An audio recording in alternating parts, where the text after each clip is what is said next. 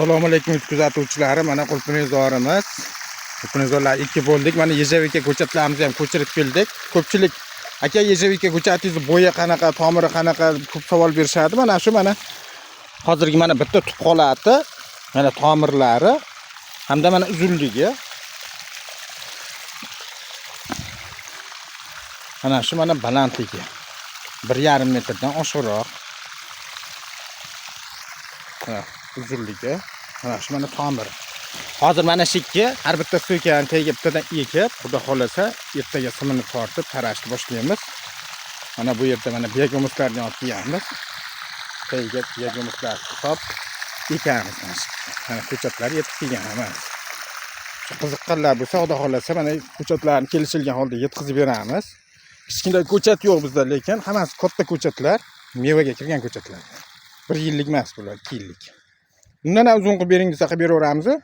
Lekin mana shu normalniy holatda hozir ekishga, shuning uchun bo'yini ham shunaqa qilganmiz. Mana tomirlari. Xudo xolasa mana ekishni boshlaymiz.